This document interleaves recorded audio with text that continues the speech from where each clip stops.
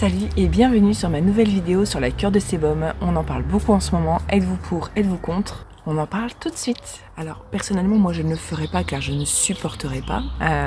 Mais en tous les cas, si vous voulez le faire, aucun souci, on va juste voir quelques conseils à suivre. J'ai pu voir, lire et entendre pas mal de choses. Il faut en prendre et en laisser, il faut faire très attention. Il y a quand même des précautions à prendre pour cette cure de sébum. On commence tout de suite.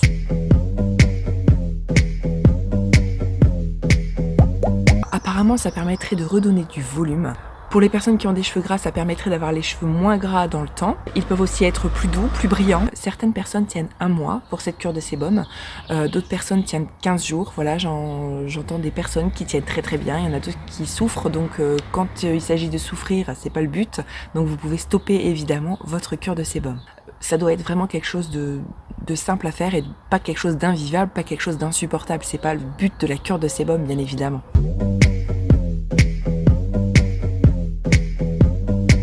Le plus gros risque, ça va être la perte de cheveux. Alors pour pas que ça arrive, je vais vous donner quelques petits conseils qui reviennent très souvent.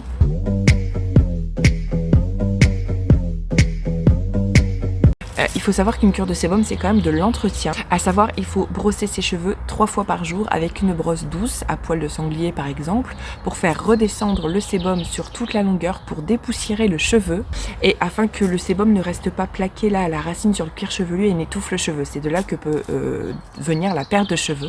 Il faut également penser à changer régulièrement sa tête d'oreiller parce que la tête d'oreiller va aussi accueillir tout le gras et c'est pas forcément agréable. Et évidemment pour votre chéri ça l'est encore moins parce qu'il supporte les odeurs etc. Donc c'est pas terrible.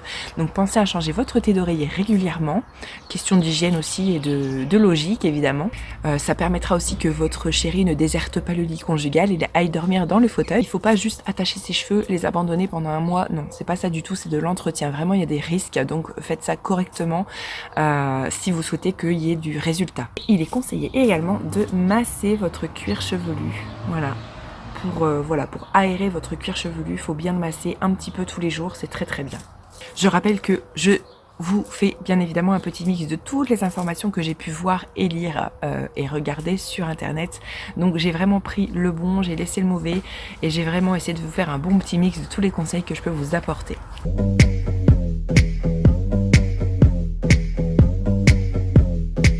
Alors, quand vous sentez que ça vous gratte, que ça vous fait mal aux racines, que ça vous démange, que c'est vraiment insupportable, que vous ne supportez plus, vous devez arrêter. Alors, pour le retour au shampoing, il ne faut pas agresser votre cheveu. Il ne faut pas lui imposer beaucoup de produits, il faut simplement faire un shampoing doux mais un peu plus long en massant bien le cuir chevelu, en nettoyant bien. Il faut vraiment avoir un shampoing sain, c'est-à-dire un shampoing sans sulfate, sans silicone. Moi je peux vous en proposer si vous voulez un super. Je vais vous mettre une petite vidéo qui vous montre la souplesse des cheveux etc. Et c'est un super shampoing en plus qui agit à la source du vieillissement aussi, donc qui est vraiment super, qui est sans silicone, sans sulfate, qui va vraiment être top pour un retour au shampoing. Il ne faut vraiment pas agresser vos cheveux avec des masques, des shampoings, des après-shampoings, etc. Ça sert à rien. Il faut faire un shampoing simple et efficace. Et ça va permettre également de ne pas alourdir votre cheveu. Alors moi, en ce qui vous concerne, j'ai la chance d'avoir un cheveu sec et j'ai vraiment beaucoup de volume, etc. Donc j'ai vraiment la chance d'avoir un cheveu propre et donc moi, je me les lave 1 fois par semaine, sachant que voilà, j'ai un cheveu vraiment très bien discipliné, etc.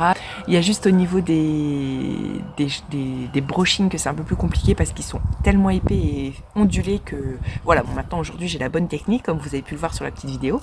Mais voilà, moi j'ai un cheveu propre, un cheveu sec, donc je l'hydrate beaucoup. Et sachant que les personnes qui ont les cheveux gras, plus elles vont laver leurs cheveux, plus il va être gras. Donc cette cure de sébum peut être très intéressante pour vous également. Petit conseil que... Je ne suis pas coiffeuse mais que j'ai entendu d'une très très bonne coiffeuse qui a beaucoup d'expérience, c'est qu'un cheveu par exemple qui a des pellicules, vous allez faire un shampoing anti-pelliculaire, il faut savoir que votre cheveu va s'habituer. Il faut vraiment, quand vous n'avez plus trop de pellicule, il faut revenir à un shampoing adapté à votre chevelure, c'est-à-dire un shampoing spécial cheveux gras, un shampoing spécial cheveux secs, abîmés. Il faut vraiment ne pas habituer votre cheveu à toujours le même shampoing, sinon il s'habitue et une fois que vous aurez besoin de que vos pellicules vont revenir, vous n'aurez plus, le shampoing ne sera plus assez efficace contre les pellicules. Donc il est très très bien d'avoir une routine aussi à côté de votre cheveu, une routine et exceptionnellement quand il rencontre un problème, il faut apporter une solution à ce problème. Voilà les petits conseils que je peux vous apporter à mon propre niveau. En tout cas, ce confinement peut être pas mal aussi pour ceux qui font des mèches, des couleurs, les cheveux sont secs, abîmés. Donc là, ça permet de les reposer, même si c'est pas très esthétique, c'est pas grave, on s'en fout. De toute façon, même si vous ne travaillez pas, vous êtes censé voir que vos plus proches. Donc on s'en fiche, on laisse le cheveu se reposer. Ça lui fait le plus grand bien. En tout cas, prenez soin de vous. Je vous souhaite une très très bonne journée, un bon week-end. Mettez des pouces bleus si ça vous a plu. Abonnez-vous à ma chaîne, cliquez sur la petite cloche. Je vous fais des gros bisous et je vous dis à très très bientôt pour une prochaine vidéo. Ciao!